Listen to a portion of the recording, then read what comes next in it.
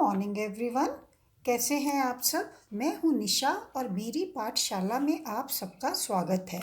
बच्चों, आज हम आपकी पाठ्य पुस्तक वसंत भाग 1 का लेसन नंबर 3 नादान दोस्त करेंगे, जिसके लेखक हिंदी साहित्य के सुप्रसिद्ध साहित्यकार श्री प्रेमचंद जी हैं। नादान दोस्त प्रेमचंद जी की एक बाल कहानी है, जिसमें उन्होंने बताया है कि केशव और श्यामा, जो कि भाई बहन हैं, उन्होंने किस तरह अपनी नादानी मतलब नासमझी और अज्ञानता के कारण चिड़िया के अंडों को नुकसान पहुंचा दिया, जबकि वे अंडों की रक्षा करना चाहते थे। चलिए अब कहानी पढ़ते हैं। केशव के घर कार्निस के ऊपर एक चिड़िया ने अंडे दिए थे।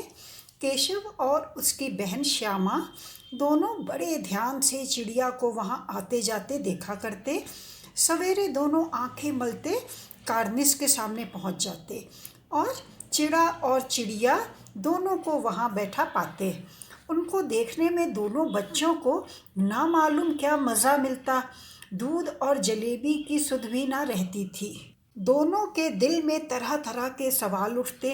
अंडे कितने बड़े होंगे, किस रंग के होंगे, कितने होंगे, क्या खाते होंगे, उनमें से बच्चे किस तरह निकल जाएंगे, बच्चों के पर कैसे निकलेंगे, घोंसला कैसा है। लेकिन इन बातों का जवाब देने वाला वहाँ कोई नहीं।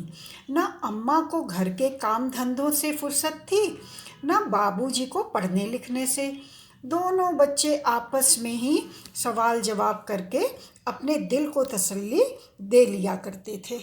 केशव के घर कार्निस में एक चिड़िया ने अंडे दिए थे। कार्निस कहते हैं उस छज्जे को जो खिड़की या दरवाजे के ऊपर बना होता है, जैसा कि आप चित्र में देख रहे हैं।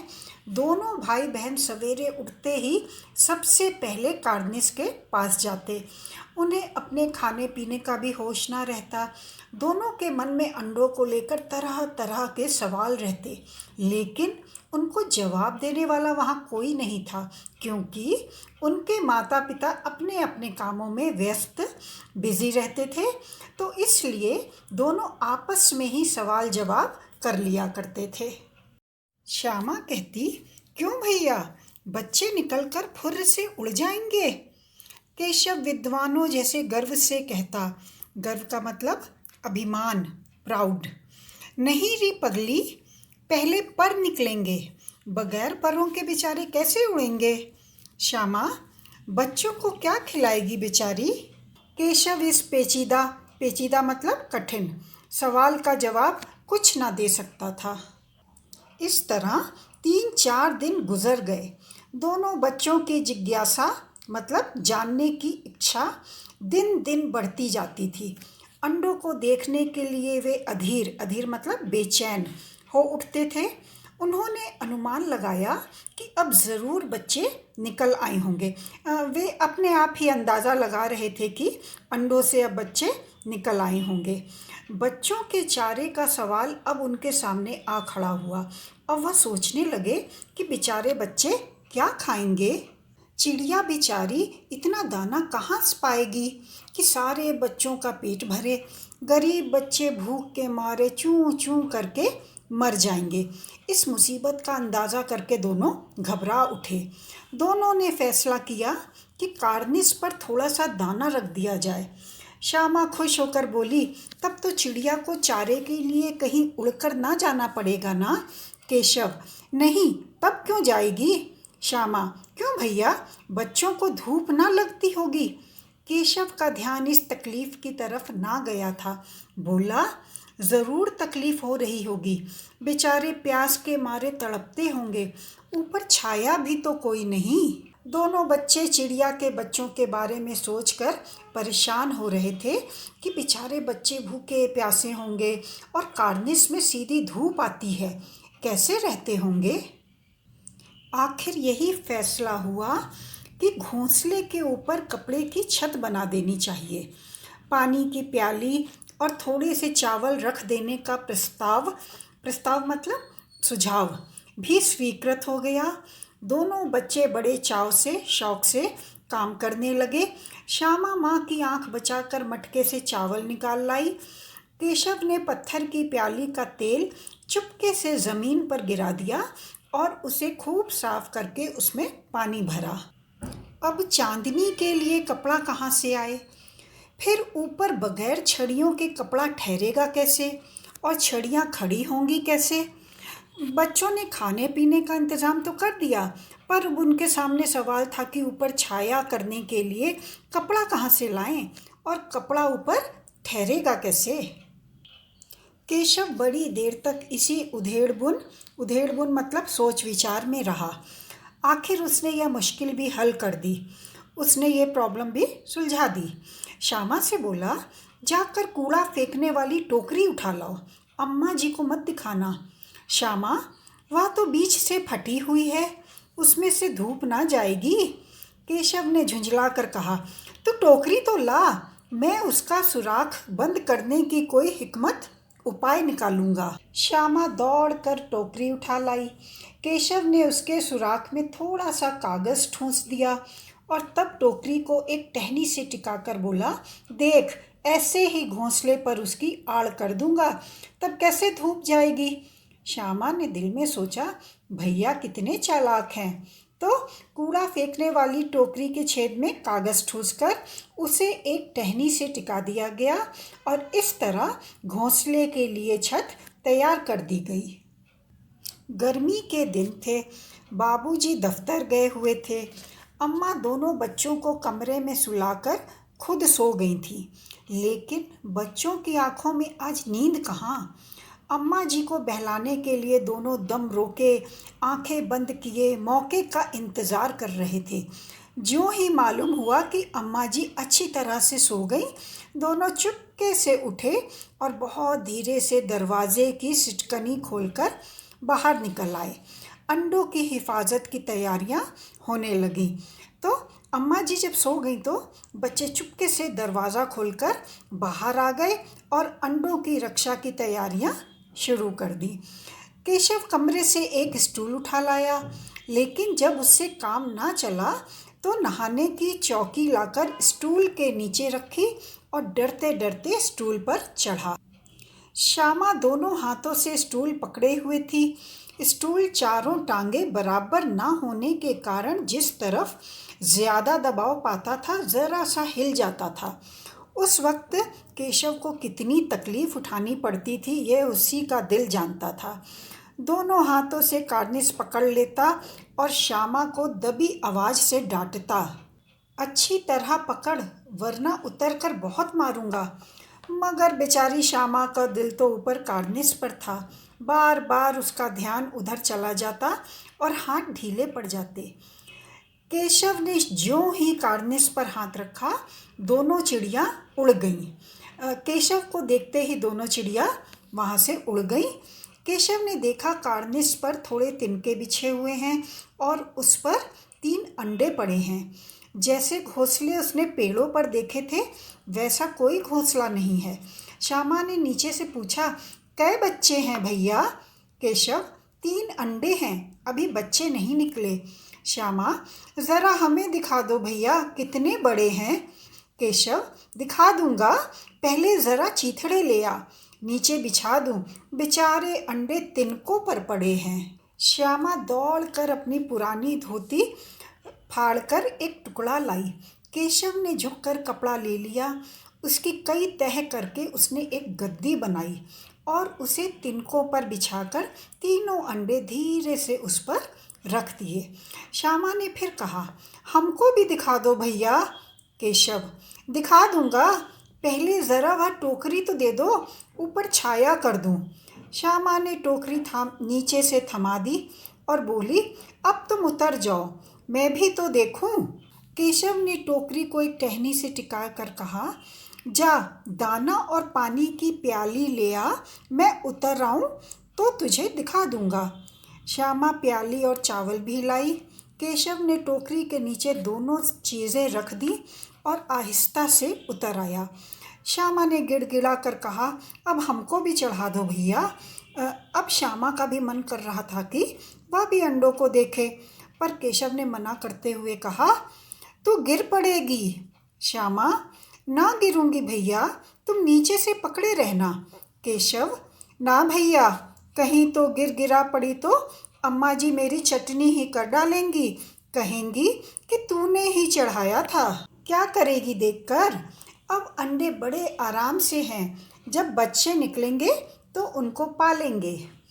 केशव श्यामा को ऊपर चढ़ाने से मना कर देता है, क्योंकि उसे डर है कि श्यामा अगर गिर गई तो अम्मा जी उसको मारेंगी कि तूने श्यामा को ऊपर क्यों चढ़ाया। दोनों चिड़ियाँ बार बार कार्निस पर आती थीं और बगैर बैठे ही उड़ जाती थीं। केशव ने सोचा, हम लोगों के डर से नहीं बैठती। वह स्टूल उठाकर कमरे में रखाया, चौकी जहाँ की थी वहाँ रख दी। श्यामा ने आंखों में आंसू भरकर कहा, तुमने मुझे नहीं दिखाया, मैं अम्मा जी से कह दूंगी। केशव, अम्मा जी से कहेगी तो मैं बहुत मारूंगा, कहे देता हूँ। श्यामा, तो तुमने मुझे दिखाया क्यों नहीं? केशव, और गिर पड़ती तो 4 सर ना हो जाते। केशव के कहने का मतलब था कि अगर वह गिर जाती तो उसका सर फूट जाता। श्यामा, हो जाते, हो जाते, देख लेना, मैं कह दूंगी। इतने में कोठरी का दरवाज़ा खुला और माँ ने धूप से आँखों को बचाते हुए कहा, तुम दोनों बाहर कब निकल आए? मैंने कहा था ना कि दोपहर को ना निकलना। किसने किवाड़ खोला? किवाड़ कहते हैं दरवाजे को। किवाड़ केशव ने खोला था, लेकिन श्यामा ने माँ से यह बात नहीं कही। उसे डर लगा कि भैया पिट जाएंगे। केशव दिल में काँप रहा था कि कहीं श्यामा कह ना दे। अंडे ना दिखाए थे, इससे अब उसको श्यामा पर विश्वास न था। श्यामा सिर्फ मोहब्बत के मारे चुप थी या इस कसूर में हिस्सेदार होने की वजह से, इसका फैसला नहीं किया जा सकता।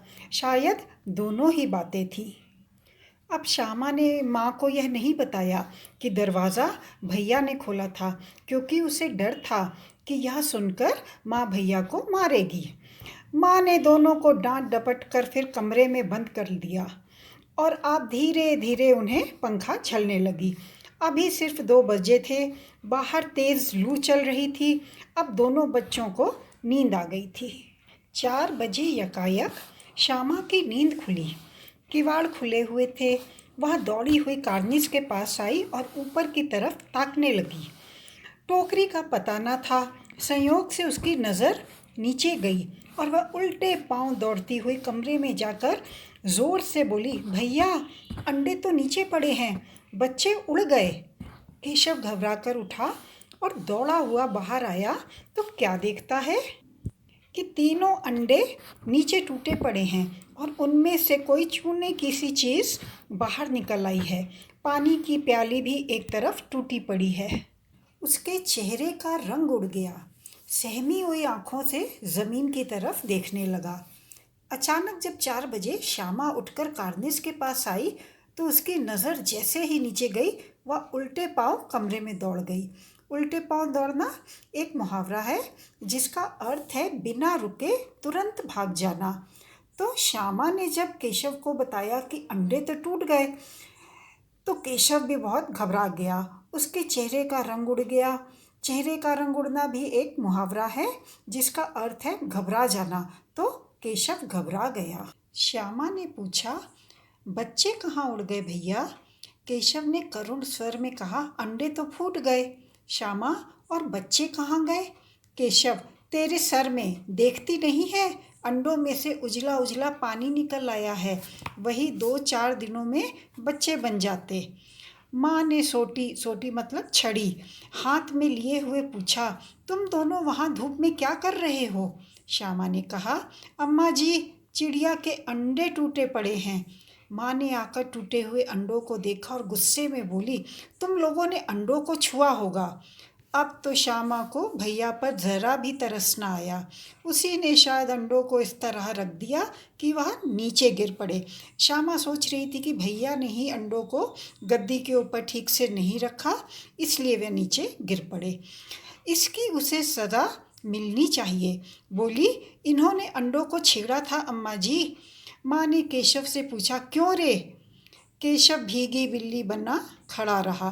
भीगी बिल्ली बनना एक मुहावरा है जिसका अर्थ है डर जाना। तो केशव यह सब देखकर बहुत डर गया था। माँ, तू वहाँ पहुँचा कैसे? श्यामा, चौकी पर स्टूल रखकर चढ़े अम्मा जी। केशव, तू स्टूल थामे नहीं खड़ी थी? श्यामा, तुम्ही ने तो कहा था। माँ, तू इतना बड़ा हुआ, तुझे इतना भी नहीं मालूम कि छूने से चिड़ियों के अंडे गंदे हो जाते हैं। चिड़िया फिर उन्हें नहीं सेती। श्यामा ने डरते डरते पूछा, तो क्या चिड़िया ने अंडे गिरा दिए हैं अम्मा जी? माँ, और क्या करती? केशव के सिर इसका पाप पड़ेगा। हाय हाय, 3 जाने ले ली दुष्ट ने। माँ ने केशव से कहा कि तू इतना बड़ा हो गया है, पर तुझे अभी तक यह नहीं पता कि अगर कोई चिड़िया के अंडों को छू दे तो वे गंदे हो जाते हैं और चिड़िया उन्हें फिर कभी नहीं सेती। इसलिए चिड़िया ने खुद ही अंडे नीचे गिरा दिए। फिर अम्मा जी कहती हैं कि अंडों को टूटने का पाप केशव के सिर पर लगेगा, क्योंकि उसने अंडों को छुआ था। केशव रोनी सूरत बनाकर बोला, मैंने तो सिर्फ अंडों को गद्दी पर रख दिया था अम्मा जी। माँ को हंसी आ गई, मगर केशव को कई दिनों तक अपनी गलती पर अफसोस मतलब दुख होता रहा। अंडों की हिफाजत करने के जोग मतलब प्रयास में उसने उनका सत्यानाश कर डाला। इसे याद कर वह कभी कभी रो पड़ता था। दोनों चिड़ियाँ वहाँ फिर ना दिखाई दी। बाद में बच्चों की नादानी पर माँ को हंसी आ जाती है, पर केशव को कई दिनों तक दुख होता रहा कि उसने अंडों की हिफाजत करते करते उनका सत्यानाश मतलब बहुत नुकसान कर डाला था। यह थी कहानी लेखक श्री मुंशी प्रेमचंद जी द्वारा लिखित नादान दोस्त। इस कहानी से हम सबको बहुत कुछ सीखने को मिलता है। सबसे पहले तो घर में माता पिता या बड़ों को बच्चों को प्रकृति, नेचर और पशु पक्षी आदि के बारे में भी जानकारी देनी चाहिए। जब चिड़िया ने घर में घोंसला बना लिया था तो बच्चों को चिड़ियों और अंडे के बारे में बताना चाहिए था कि किस तरह चिड़िया अपने अंडों की रक्षा स्वयं करती है। बच्चे हर नई चीज़ के लिए बहुत ही क्यूरियस होते हैं, तो हमें उनके हर सवाल का जवाब देना चाहिए। केशव और श्यामा चिड़िया के बच्चों के लिए जो भी कर रहे थे, अगर वे भी इस बारे में अपने माता पिता से पूछ लेते तो वे अंडों की बर्बादी का कारण ना बनते। अगर आपको ये कहानी समझ में आ गई है तो मेरे चैनल निशा की पाठशाला को सब्सक्राइब करिए, वीडियो को लाइक और शेयर करिए, साथ ही कमेंट करके बताइए कि कहानी आपको कैसी लगी। अब हम एक नए वीडियो के साथ जल्दी ही मिलेंगे। Till then bye and thank you for watching.